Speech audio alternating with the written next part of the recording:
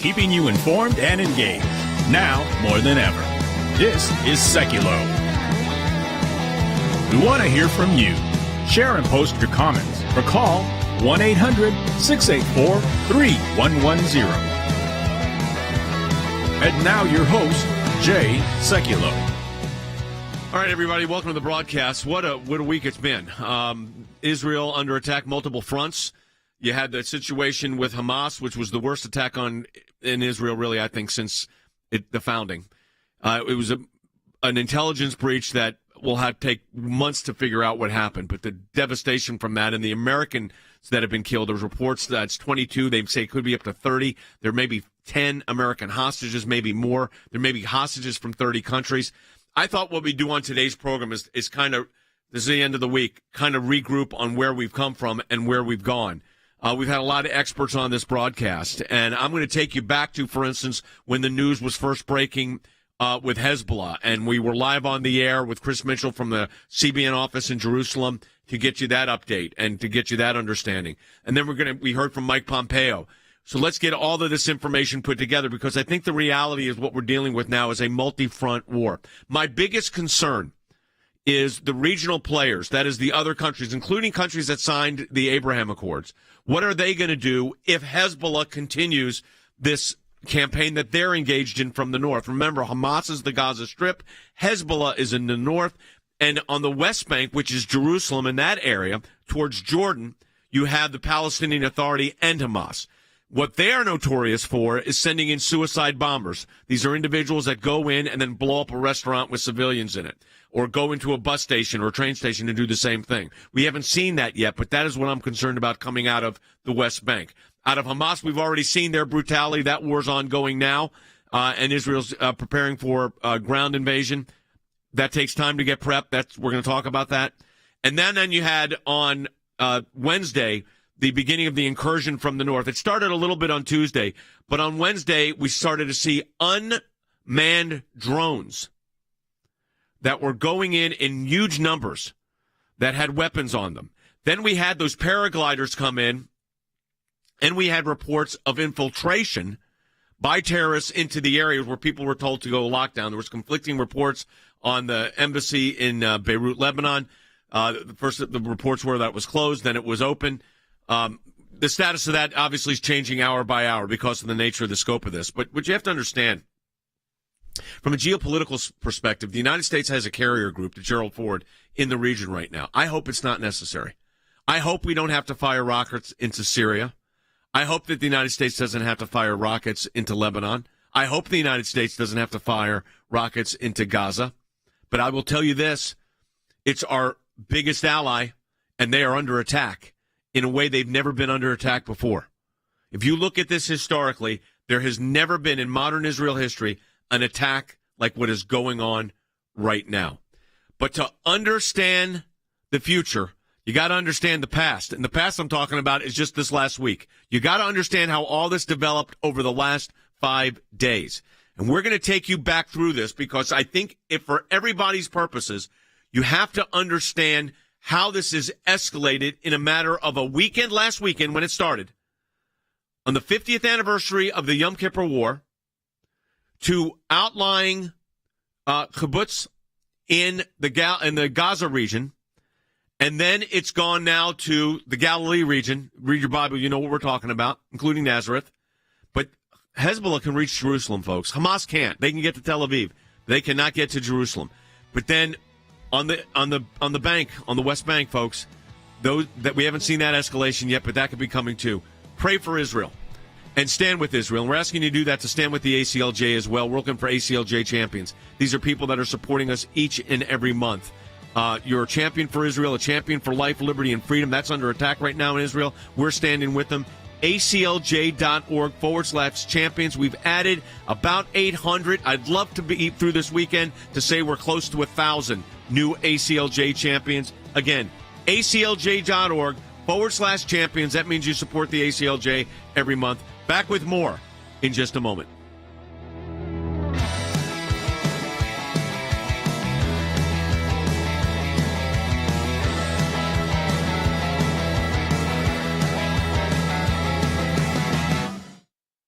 Citizens of Israel, we are at war, not in an operation or in rounds, but at war. This morning, Hamas launched a murderous surprise attack against the state of Israel and its citizens. This morning, the death toll rising here in Israel, as Prime Minister Benjamin Netanyahu now warns this could be a long and difficult war. After a brutal surprise attack, not seen in Israel in 50 years. These terrorists have one goal in mind. It's to slaughter as many civilians as possible. Hamas gunmen smashed their way through the barrier that Israel uses to contain Palestinians in Gaza. The militants, designated as terrorists by the US, fired waves of rockets into Israel and arrived by sea and even in paragliders. It was a complex and coordinated attack. Once inside Israeli communities along the border, they started killing indiscriminately, leaving bodies in the streets, some shot while sitting in their cars. At a music festival in Negev, young concertgoers seen running for their lives. Rescue workers say 260 bodies were removed from the desert after a Hamas rocket attack. Hamas also took hostages, including women, children, and the elderly. They paraded some of them through the streets of Gaza. Israel says among them are U.S. citizens. There could be some U.S. citizens who have been taken hostage as well, Mr. Secretary? That's correct. Any indication that Americans were either killed or kidnapped by terrorists? Yes, we have reports that several Americans were killed. In solidarity with Hamas, Lebanese militant group Hezbollah, just across the border in southern Lebanon, firing a number of guided rockets at 3 Israeli military positions. So the question now, will this trigger widespread violence in the region?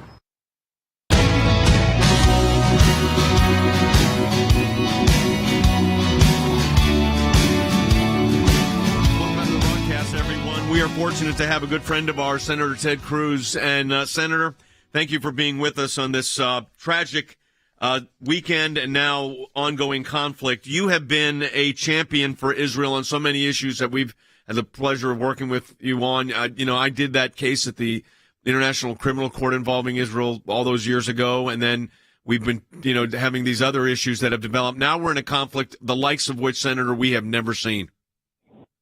Well, Jay, that's exactly right. It is good to be with you today, but these are somber times. Israel is facing the greatest attack it has faced in over 50 years. On Saturday, the world witnessed the largest mass murder of Jews on any day since the Holocaust. What is happening in Israel is horrific. We have over 900 Israelis murdered. These Hamas terrorists, they're murdering women, they're murdering children, they're murdering infants. They are raping women and young girls indiscriminately. They are murdering the elderly. They are taking children, women, and men hostage. It is not only a grotesque act of war, they are committing war crimes and atrocities. And I have to say, it is infuriating because this entire assault was funded by money that was sent by the Biden administration, by the American government. Since Joe Biden became president, he has released to Iran roughly $50 billion, and that money has gone directly to funding Hamas. Hamas is controlled by Iran.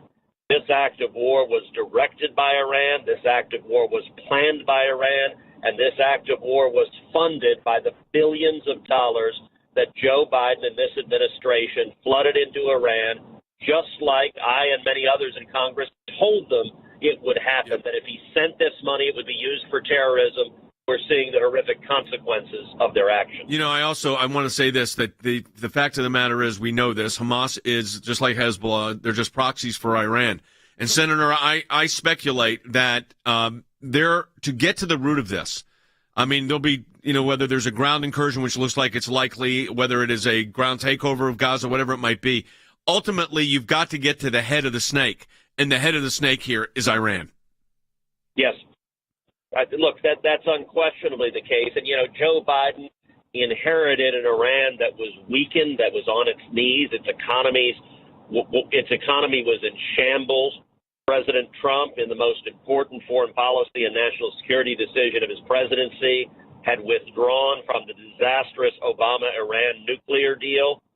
Equally importantly, President Trump was vigorously enforcing the oil sanctions on Iran, and the result had crippled the Ayatollah.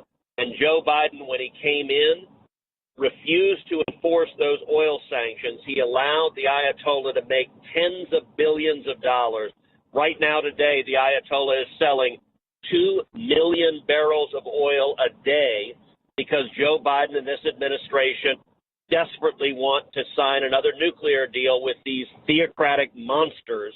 And that revenue is what is funding this attack. It is because of the ignorance and radical ideology of the Biden White House that we are seeing these grotesque acts of war. You know, Senator Cruz, this is Jordan. We're getting reports now from the IDF, this new level of brutality that Hamas has adopted, which is more similar to ISIS. You know, the rockets Israel, working with the U.S. and the Iron Dome system, were really able to limit the casualties inside Israel, the deaths inside Israel, and it was something they could almost live with. But with this invasion, we saw Hamas fighters not take on Israeli soldiers, but go into kibbutzes or farms, and they just found a new farm. They just went into a new kibbutz, the IDF, and they're finding them all over the countryside. 200 dead, including 30 babies killed by Hamas. 30 babies, entire families mowed down in their beds. This new Hamas, funded by Iran, is operating a lot more like ISIS than any kind of military resistance that these Palestinian supporters want to call them. Well, that's exactly right. This is at its heart a battle between civilization and barbarism. And the horrific atrocities that are being carried out by Hamas demonstrate that there's no justification for this. We've seen some Democrat members of Congress trying to suggest that these attacks are justified, trying to suggest we've seen the radical anti-Semitic squad of Democrats in the House accuse Israel in the midst of these attacks of being an apartheid state, which is a vicious blood libel. And we're going to see in the coming days Democrats and much of the corporate media turn their criticism to Israel, begin attacking Israel. You know, hours after this invasion began, the U.S. State Department put out a tweet calling upon Israel to engage in a ceasefire, to have no military response. They put it out at 3 a.m. Within minutes, I called them out on Twitter, said it was absolutely despicable and that everyone involved in drafting and approving the tweet should be fired. I'm glad to say the State Department within the hour deleted the tweet. But that is the view of the Biden administration. They want Israel simply to stand down and allow this invasion. And it's going to be critical for every one of us who love Israel, who defend Israel, to stand vigorously for Israel's right to self-defense, to go and destroy Hamas, to destroy the leadership of Hamas, to end this terrorist threat once and for all. No, I think this has got to be the time where you don't just neutralize, as they say, but you eliminate Hamas. I want to turn to the domestic aspect of this too, Senator, because this is a big concern, especially on the Ivy League campuses. And that is the anti-Israel sentiment that's coming out from one of your alma maters, and that is Harvard, and other universities too. This is despicable, what is taking place. And, of course, you've got inside the House of Representatives, the Democratic Socialist group, and they are, of course, spewing this hateful stuff. But this out of the academy, the boycott, divest, and sanction movement has matured, if you will, and we had it under check. But now it's back out of control again, and the major universities are making these student groups are making these statements. They've been brainwashed by these professors to create this impression that Israel is the Satan when it's Hamas lopping off babies' heads in bedrooms of their families' houses, and they're not calling them out. Well, sadly, many of our elite universities have become incubators and petri dishes for rabid anti-Semitism, for hatred of Israel. And more on the far left, anti-Semitism and hatred of Israel is normalized. It is who they are. We see it in the U.S. House of Representatives with the Squad. We saw it a couple of years ago when Squad members made multiple anti-Semitic comments, and Nancy Pelosi, then the Speaker of the House, tried to condemn anti-Semitism, and she discovered the Democratic conference wouldn't vote in favor of a resolution condemning anti-Semitism, that Democrats refused to sign on. You look at Harvard University this week.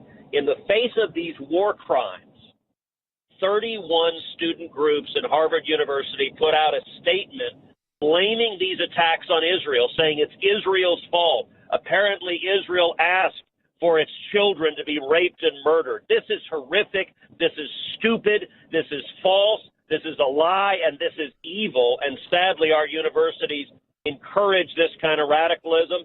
And where the heck is the leadership of Harvard? Are there no professors there that believe anything? You have Lawrence Tribe, who's out there at the beginning of this, as these war crimes are happening. Lawrence Tribe said this was Benjamin Netanyahu wagging the dog and wanting to go to war. What idiocy, and how do these professors spew such rabidly anti-Israel sentiments? Senator, a final question for you is this. The Biden administration, as you said, they've been all over the place. They've been deleting tweets back and forth. It's not a clear message yet of where they are. What are you going to do with your fellow members of Senate? I mean, there's a pretty good bipartisan support, it does appear, to support Israel. What can you all do together to get this administration to make sure that they do support Israel, or at least do everything you can, hope that they will? Well, I'm going to be leading the fight in the Senate to have Republicans and Democrats stand together with Israel. I'll tell you, when Joe Biden sent $16 billion to Iran as ransom for hostages, the Democrats didn't stand up to Biden then. When the Biden administration sent hundreds of millions of dollars to Gaza after they concluded it was highly likely it would go to Hamas for terrorism, I led 17 senators opposing that. Not a single Democrat stood against it. So we need to stand now, say enough is enough, stop funding terrorists that hate Israel and that hate America. Senator Ted Cruz from Texas, thank you so much for everything you're doing. We look forward to working with you on this and getting at least the right statements coming out of the White House and out of the United States Congress. Senator, thank you so much. Hey, folks, all of this is happening because of our ACLJ champions. And this week, with all this going on in Israel, we want you to be a champion for Israel. And that is stand with Israel, be a champion for life, liberty, and freedom.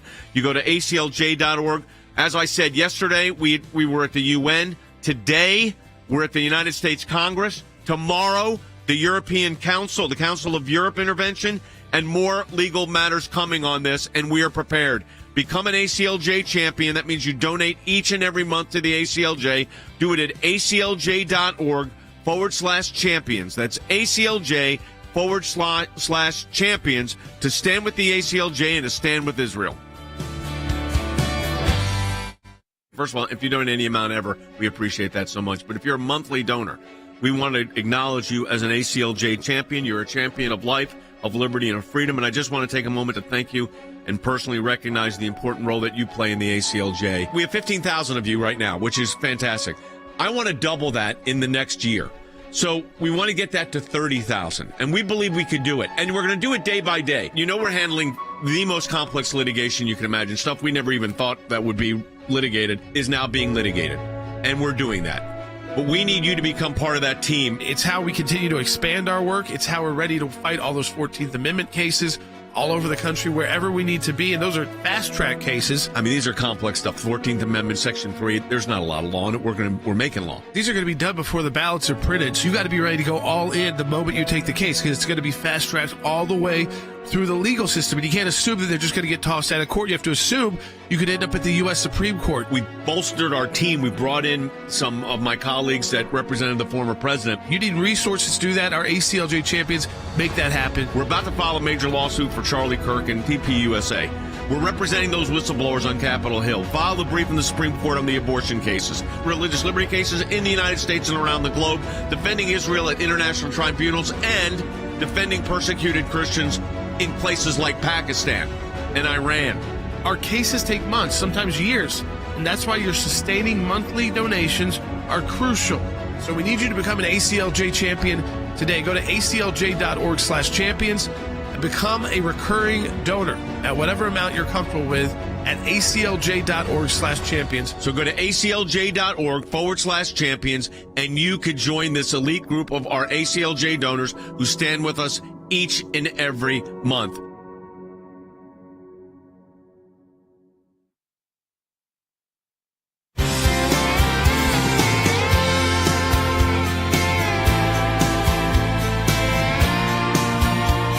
back to Sekulow. Folks, in the second half hour, we'll get to take more of your phone calls at 1-800-684-3110. That's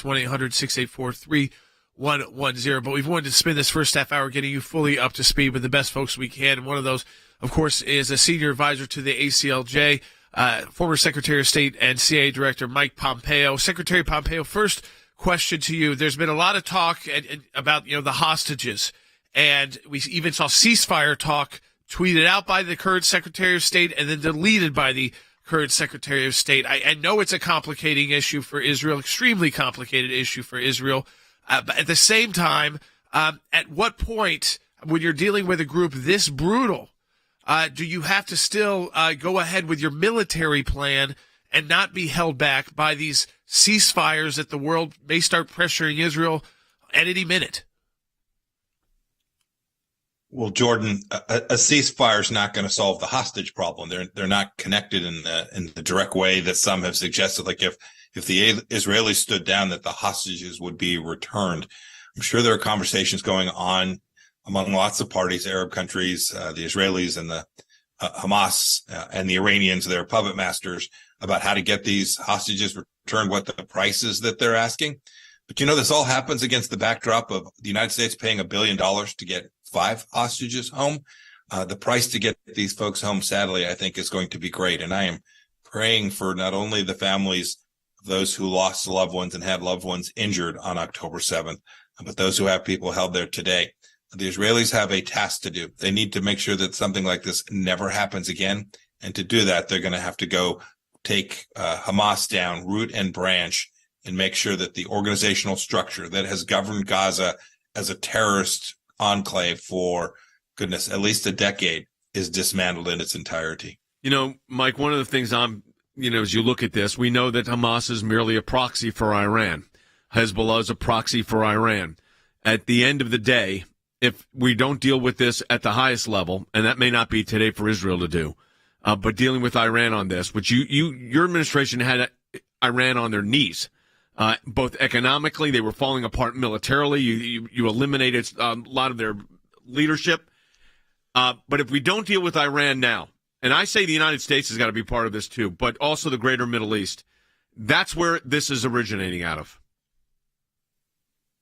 There's no doubt about that. When talk about Hamas, you can dismantle Hamas. This problem doesn't go away if Hamas goes away tomorrow. This problem remains because this problem emanates from Tehran. This problem emanates from the Islamic Republic of Iran, the theocracy, a bunch of thugs, the world's largest state sponsor of terror by far, who's on the cusp of having a nuclear-capable state. This is going to require the whole world. And by the way, they threaten the whole world. They don't just threaten Israel. There's no doubt that's their priority, to eliminate Israel from the face of the earth. But if they're the little Satan, we're the big Satan. And we've seen this. Rockets fired from Yemen into the Emirates and Saudi Arabia. The Lebanese people had to succumb to the jackboot of the Iranian regime. Syria, same thing.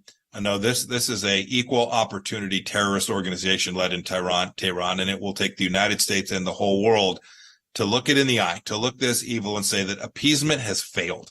We've tried this since at least the beginning of the Obama administration. We tried appeasement, write a check to them, be nice to them, invite them into the community of nations. It has epically failed to slow them down, as we can see from October 7th. And the world's going to have to confront this in a serious way. Secretary Pompeo, Secretary Blinken has suspended his plans to visit the Middle East to negotiate what was going to be a formalizing of the ties between Israel and Saudi Arabia. I mean, that seems like a pretty big win right there for Iran. I mean, the fact that, again, it put the Saudis in a tough situation. It put Israel in, of course, a very difficult situation. And it's exactly what Iran wanted, which is to make sure that there was not that alliance between Israel and Saudi Arabia, especially that public alliance. I'm very confident that it may be for the moment that Iran got what it wants for a week or 2 or 6, but the direction of travel, the Gulf Arab states recognizing that simply making peace with Israel is in their own country's best interest, for their own people, for their own security, for their own economies. I think that is not going to be changed by these events. Indeed, I think it will be empowered by these events. I think they'll see, nope, Iran is not to be trusted. You can't make nice with them. One of the reasons that these Arab states have had to go back and hedge their bets is because the Biden administration gave not $6 billion, that seems to be everyone's focus, but the Iranians have about $60 billion of access to capital they didn't have just 3 years ago when we were in office. If you're a Gulf Arab state and the United States is going to permit that kind of money to flow to that kind of regime, you are immediately trying to take down risk. If the United States will show the resolve, begin to put sanctions back in place and actually enforce them. Don't pay the Palestinians to continue to murder people in Israel, right? Pay for slay exists, and the Biden administration gave them $230 million to do it with. When we get U.S. policy right, we will get greater prosperity and peace in the Middle East, just the way we did during the Trump administration. Let me ask you this. You've run the CIA, you've run the State Department. If you were in Benjamin Netanyahu's situation and looking at what he's dealing with, they're talking about, quote, an incursion into Gaza. I think it's going to be, from people I'm talking to, much more than an incursion. There's talk of Gaza being, Israel controlled Gaza for decades, handed it over, and this is what they got. The handover didn't work. Do you take Gaza back? I mean, should that be something at least on the table that the Israeli military and their chiefs of staff are talking about? I don't want to give them advice. Yeah. They're going to have to do that work. I pray that the Biden administration doesn't give them advice either. Tell them to stop. That's what I'm really worried about it. Having said that, you cannot go back to where we were. Right. 2005, Israel, at the behest of the entire world, withdrew. They withdrew every settlement. They pulled their own. They pulled the people from graves. They literally pulled entirely out of the Gaza Strip, and you can see what it brought them. Now, probably more than a couple thousand dead, 100 plus taken hostage. Babies killed in the street. You can't go back to this. Anybody who thinks that a two-state solution is possible in light of what we have just seen, that Israel can actually permit terrorist organizations to exist on their border, that's just not the case. If the Palestinians in those two places, Judea and Samaria and the Gaza Strip, can figure out how to overthrow those terror regimes, then there's a conversation to be had. While terrorists are still in charge, not just in Gaza, but Mahmoud Abbas in the West Bank as well. Yes. While terrorists are in charge, Israel's got to do its own work to protect its people. I think the idea of a two-state solution, it's just my personal opinion, is I think that ended October 7th. I mean, I'm just the practical reality of someone that's worked in the region a long time.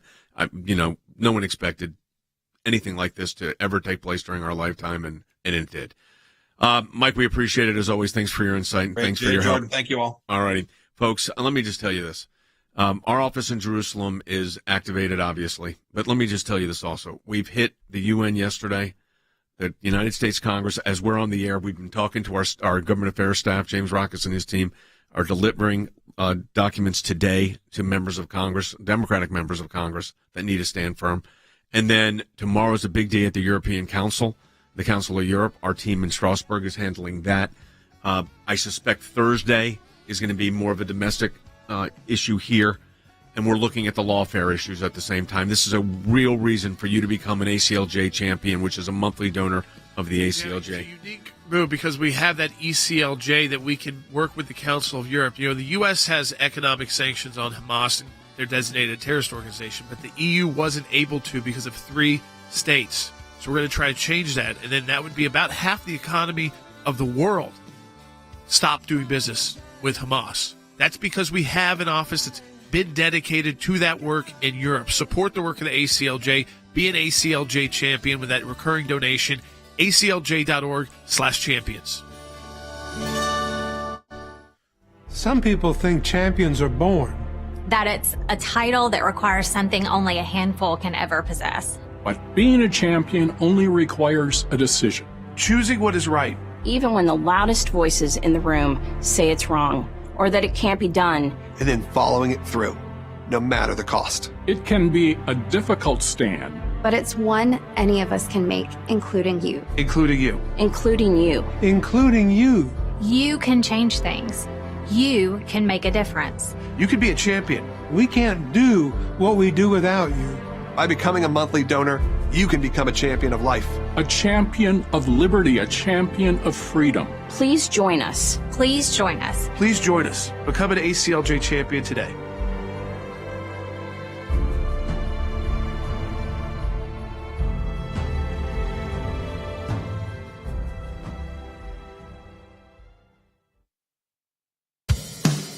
Keeping you informed and engaged, now more than ever.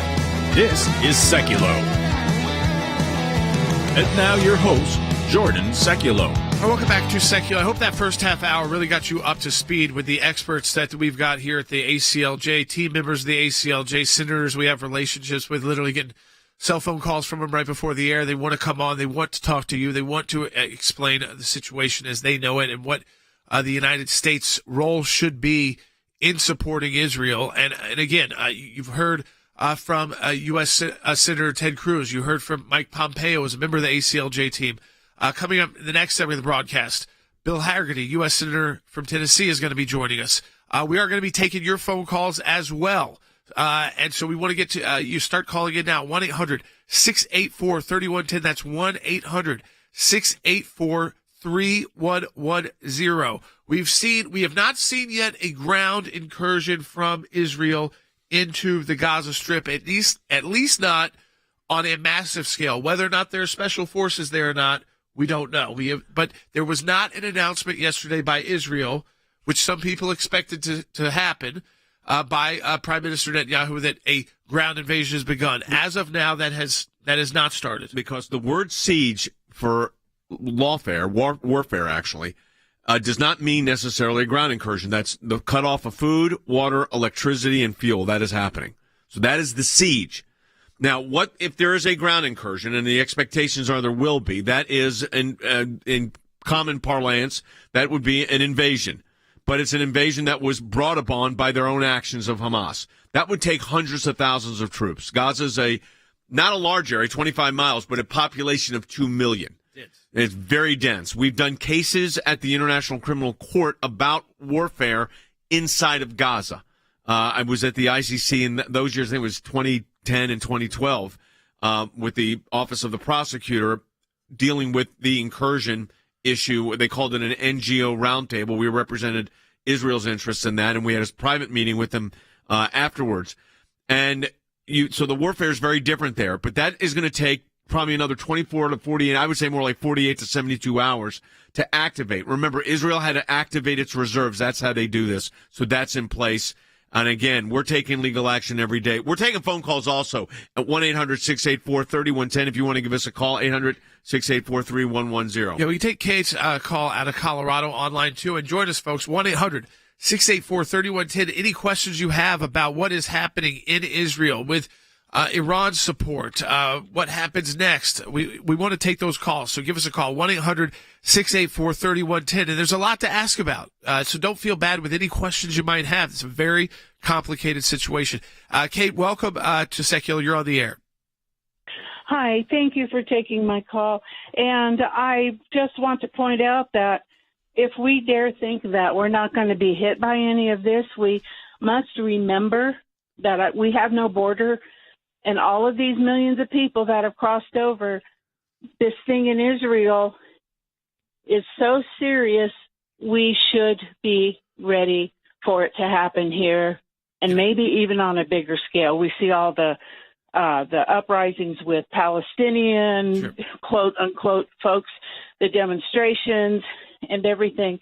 It is just really, really scary for some people. I understand. And you know what, Kate? We know that at least 160 individuals on the terror watch list crossed the southern border in fiscal year 2023. That's the last numbers we have. 160 individuals on the terror watch list are inside the United States right now. They're not apprehended. They're inside the United States. Let me repeat that again. 160 on the terror watch list. And then the FBI put out a report yesterday, which we're going to talk about later in the broadcast. We don't think there's any threats in the U.S. Yeah, you got we're the great Satan. I mean, Iran is clear about that. Israel, the little Satan. The U.S., the great Satan. It's easier for him to hit Israel, but remember, they've tried to kill Secretary Pompeo. They put a fatwa out on him. They've tried to infiltrate his motorcades before. I mean, so again, this is very real, Kate. It's right. We don't want to be back in that situation like we were with ISIS and terror attacks to the U.S., but we need a government that is at least prepared for it so it doesn't happen, with intelligence that stops it. We'll be right back. Citizens of Israel, we are at war, not in an operation or in rounds, but at war. This morning, Hamas launched a murderous surprise attack against the state of Israel and its citizens. This morning, the death toll rising here in Israel, as Prime Minister Benjamin Netanyahu now warns this could be a long and difficult war. After a brutal surprise attack, not seen in Israel in 50 years. These terrorists have one goal in mind. It's to slaughter as many civilians as possible. Hamas gunmen smashed their way through the barrier that Israel uses to contain Palestinians in Gaza. The militants, designated as terrorists by the US, fired waves of rockets into Israel and arrived by sea and even in paragliders. It was a complex and coordinated attack. Once inside Israeli communities along the border, they started killing indiscriminately, leaving bodies in the streets, some shot while sitting in their cars. At a music festival in Negev, young concertgoers seen running for their lives. Rescue workers say 260 bodies were removed from the desert after a Hamas rocket attack. Hamas also took hostages, including women, children, and the elderly. They paraded some of them through the streets of Gaza. Israel says among them are U.S. citizens. There could be some U.S. citizens who have been taken hostage as well, Mr. Secretary? That's correct. Any indication that Americans were either killed or kidnapped by terrorists? Yes, we have reports that several Americans were killed. In solidarity with Hamas, Lebanese militant group Hezbollah, just across the border in southern Lebanon, firing a number of guided rockets at 3 Israeli military positions. So the question now, will this trigger widespread violence in the region?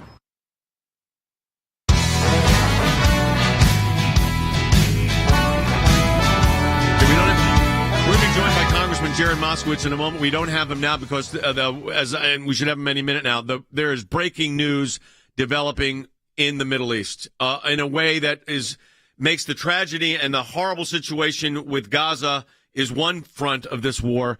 There now appears to be a second front. Chris Mitchell is the CBN News bureau chief in Jerusalem and has been following this for many decades. Chris, in the Hamas situation, we've never seen anything like this in our lifetime. The intelligence failure here was dramatic. We'll get into that in days ahead. You can't deal with that right now. There's talk of a ground incursion being planned for the Gaza, which is in the border towards the water, and now you have the ocean and the Mediterranean Sea. You now have the situation in north, and this is not unexpected. Israel has brigades that are dedicated to these areas, but those brigades are having to call in reserves from all over the country. Explain to our audience what that looks like. Well, right now, Israel probably has a standing army of about 120 to 125,000 men and women in the armed forces. Now they're calling up an additional 360,000, like 3 times their normal level of the army, and so. They are going to be, so you have about half a million men and women. They're going to be called up right as we speak, preparing for a ground incursion into the Gaza Strip, as well as protecting the northern border. So this is, so they're anticipating a 2, and as we said, maybe 3 front war from Lebanon and Syria coming into the fray after this thing with Hamas. I would add this, Jay and Jordan, a home front command officials notes those in northern Israel being told to shelter. They don't need to sit in their bomb shelters, but really simply lock themselves in their home, recommending they also dim the lights. And that would speak to the possible infiltration of terrorists who would come in these communities like they did in those southern communities right there on the Gaza border. All right, joining us now on the phone is Congressman Jared Moskowitz. Jordan, I'm going to let you start with the introduction since you all are friends, and then we've got a lot of breaking information we'll get the Congressman's impression on. Long-term friends, attended GW University together, fraternity brothers there. We're on different sides of the aisle politically, but we've always kept an open line of communication. And even when he served in the DeSantis administration and did a great job coming on our broadcast about what they were doing when he was the emergency management director for the entire state of Florida. He is a strong supporter of Israel. And when I saw his messages on Twitter and the way he was being almost attacked on Twitter I went right to Jared, and I wanted to have him on. So, Congressman Moskowitz, I'll call you that on the broadcast. Thanks for being with us. Thanks, guys, for having me. Really appreciate it. You know, Congressman, this is a moment that we're starting to see. I thought the speech from President Biden was very strong. I thought the statement from Karine Jean-Pierre about the squad was really important and strong. I think this is a moment, and you tell me, that Republicans and Democrats can really work together in support of Israel, that there is still a widespread bipartisan unity when it comes to having Israel's back.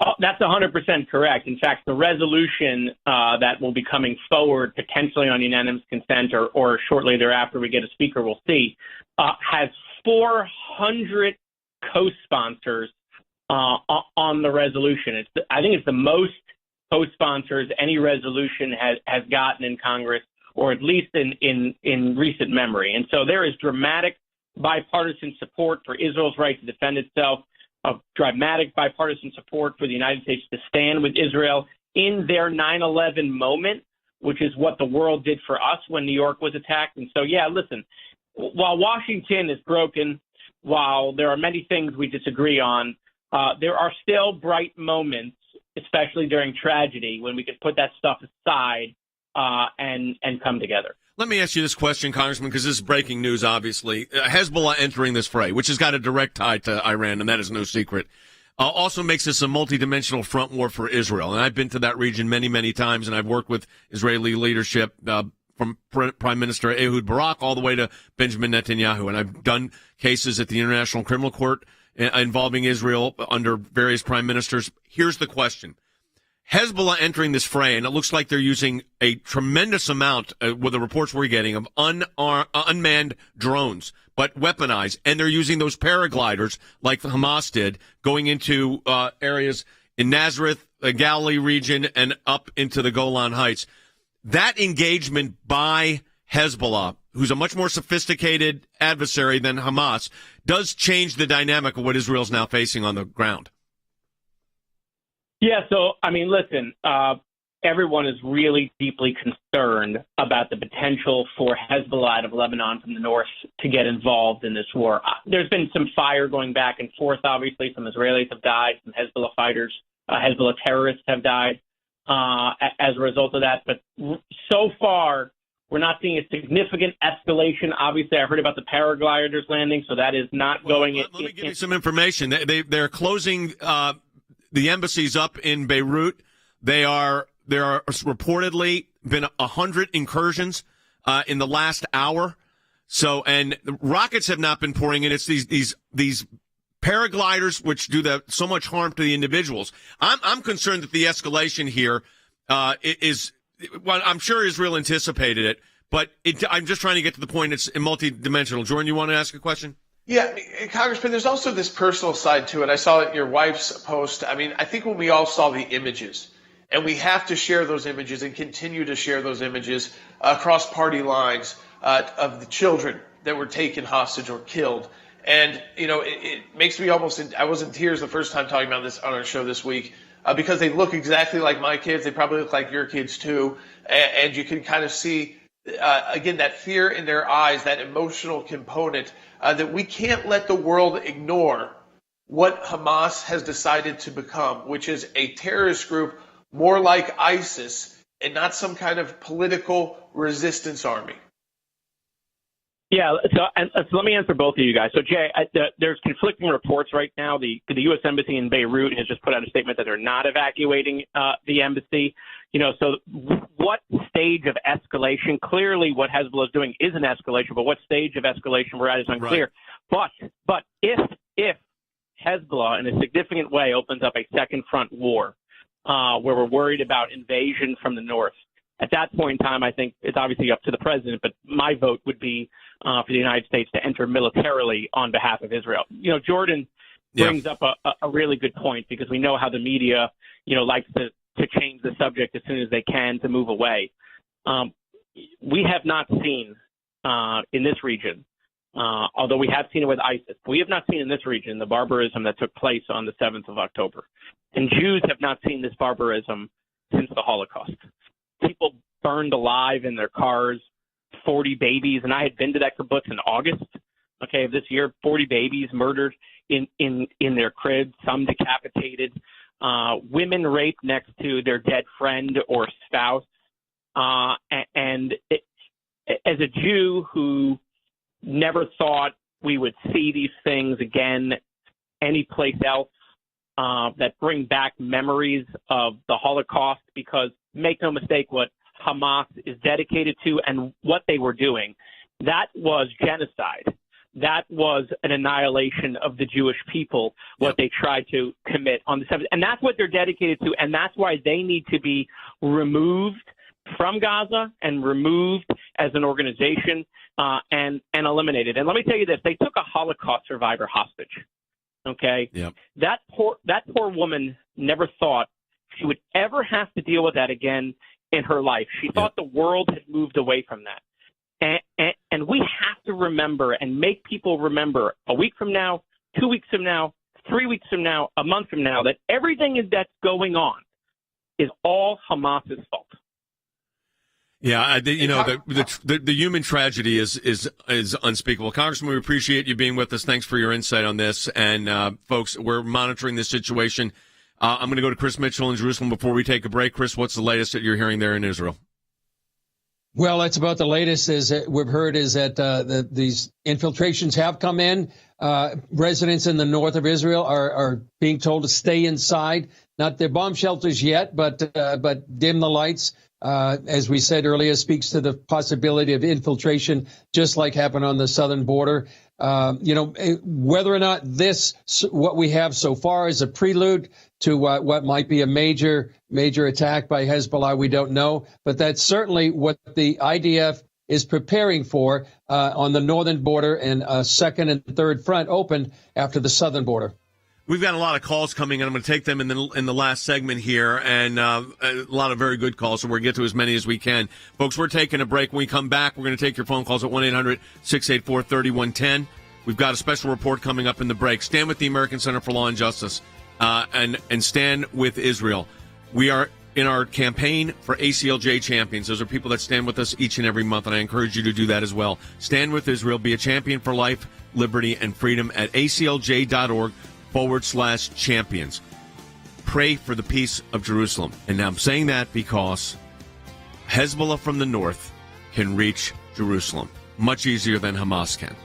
So this escalation, and we know there's a lot of drones in the area, and these paragliders are what they're doing, which get under the radar. It's causing a lot of problems. We'll be back in a moment.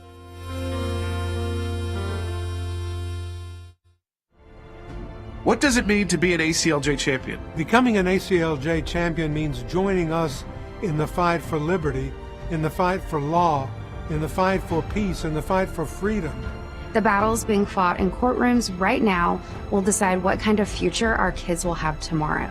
So when you join as an ACLJ champion, we now actually have a baseline to know what we can possibly accomplish. And look, the dream is vast.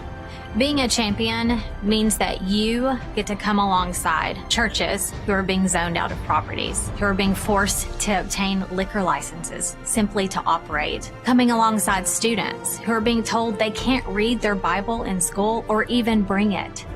Becoming an ACLJ champion allows us to take on more cases internationally. In places where Christian persecution is happening on a daily basis. The need for the defense of these Christians is overwhelming, and we can't do it without you. Becoming an ACLJ champion means getting into a fight with deep state elites who are attacking our school children, who are attacking pro-life Christians. We have lawyers right now winning in courtrooms across the world, but none of it would matter without the ACLJ champions. Simply put, we don't win unless ACLJ champions continue to step up. We can't do what we do without you. By becoming a monthly donor, you can become a champion of life. A champion of liberty, a champion of freedom. Please join us. Please join us. Please join us. Become an ACLJ champion today.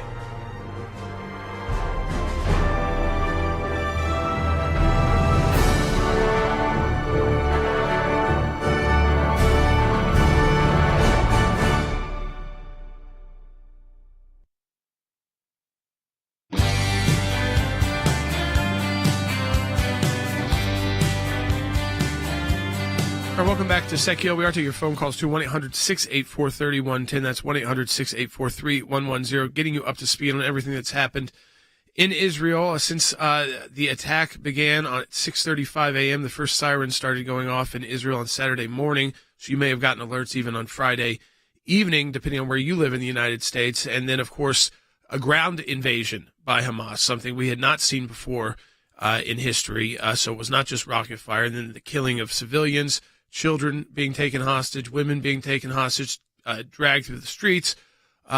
Much more ISIS-style looking video than even Hamas had ever put out before. So really disturbing imagery. We've showed some that we can show on the air. And what we have to realize now is that Israel is preparing its full-on response. And what we know is that when Israel responds, quickly people will forget about those images and they will start saying, oh, Israel is overly responding here and there needs to be a ceasefire, which our Secretary of State put out and then deleted a tweet. You don't see that very often. I mean, so there is a lot going on behind the scenes here, and some even publicly. You don't usually see public diplomacy with tweets being deleted by secretaries of states on issues this important. Then you also had, it was interesting, the Prime Minister of Great Britain initially issued a statement of support. They had, on 10 Downing Street, they had the Israeli flag thing, but he said this: "We support Israel's right to respond, quote, proportionally." Okay, that's legal speak. Okay, you know what proportionality is? That's a concept that we deal with at the International Criminal Court, is how does a government respond to an attack proportionally? Well, proportionally here, you know what that would mean, Mr. Prime Minister of England? Going into going into Gaza and going into civilian houses and killing their families. Okay, so Israel's not doing that, but that's going to be the world reaction to this. So our world leaders need to watch their language, because language and speech has consequences. Folks, I'm going to show you right now on the screen. We're going to get Jeff Balaban here in a moment, too. These cufflinks that we had done are a reminder to us, and Jordan and I are both wearing them today, of Operation Cast Lead.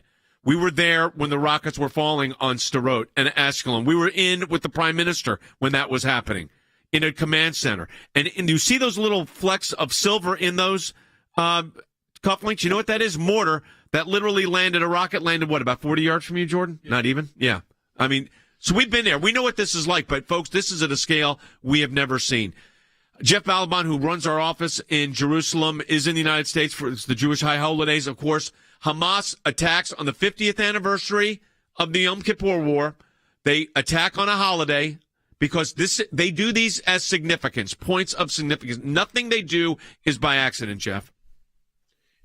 Nothing they do is by accident. They attacked on a day that is considered the happiest day of the Jewish calendar. After Yom Kippur, after judgment and repentance, we just go out and rejoice. And we have tabernacles where we actually pray for the well-being of every nation in the world with total disregard to how they treat us.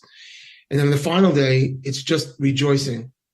And on that day, they chose to do what I'm going to say is a Holocaust-level event. We've never seen anything like this. The images are being withheld because Israel doesn't even want the images to get out there because of their own notions of what's appropriate for their own citizens to see. What we've seen has been horrific. You can imagine what we haven't seen. That's right. The images are beyond horrific, and the worst things are being withheld. My view is, and I know it's true that people who support ACLJ, so many pray for Israel, care for Israel, want to support Israel.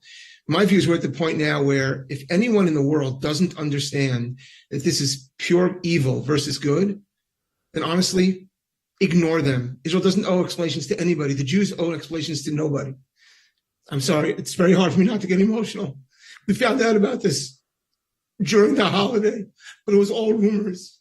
And then we came online after the holiday last night to hear stories of people we know, friends, family members. And the thing is, Jay, the Jewish people, we're a family. We have a religion, but that's not what we are. We're a family, and our family is being slaughtered before our eyes. And the world is trying to make equivalences, and the world is trying to, as you've been saying, they call for proportionality. There is no proportionality here. No, that's absurd. It's impossible. These are genocidal animals. Yeah, no, listen, Jeff, I appreciated Great Britain showing the flag of Israel on 10 Downing Street. I appreciated the imagery. But then we read what they're saying, though, folks. Right. And when they start saying proportionality, believe me, there are a couple of lawyers that you're talking to right now, 3, that know this very well, because we know the ICC, because unlike any other lawyers in the United States, we've actually been there, okay? And when you start saying proportionality, It's absurd. First of all, what an absurd statement. Proportionality with this? Israel would never do that. Israel doesn't commit war crimes.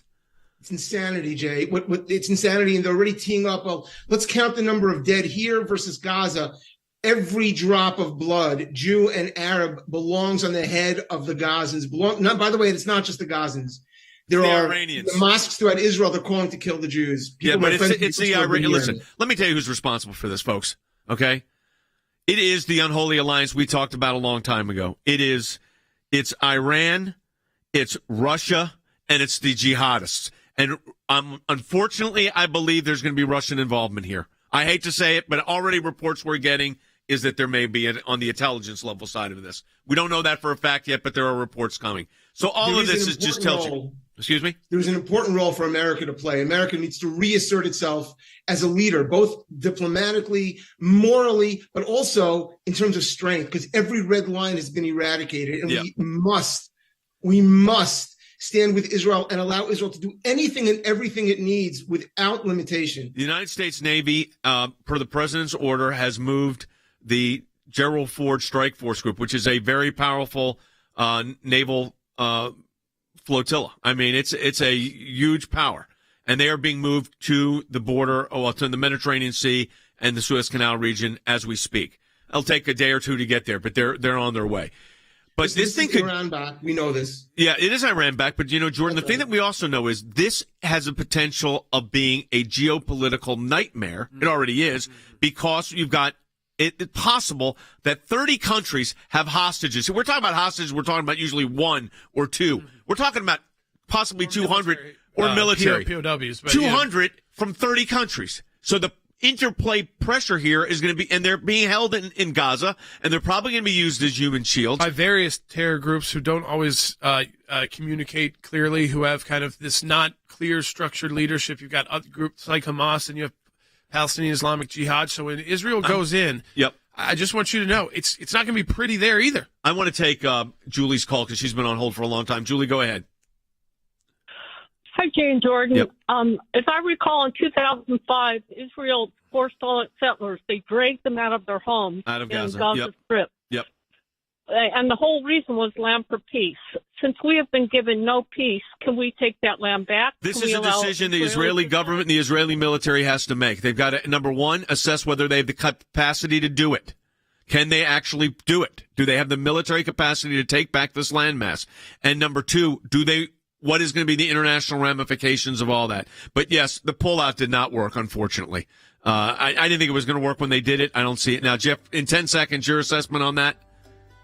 No, the pullout didn't work, and if anything, it tells you why Israel can never leave Judea and Samaria, why Israel needs to assert its authority throughout all of the territories it controls, because that would be a nightmare 100 times this nightmare. Yep. Let me always remind people that when the Palestinians had an opportunity to vote in the Gaza Strip, they voted to put Hamas in power in an election that the UN said was free and fair. So they can't say, it's just Hamas. They voted a terrorist group to be their leader. You have to pay the consequence for that if you vote for that.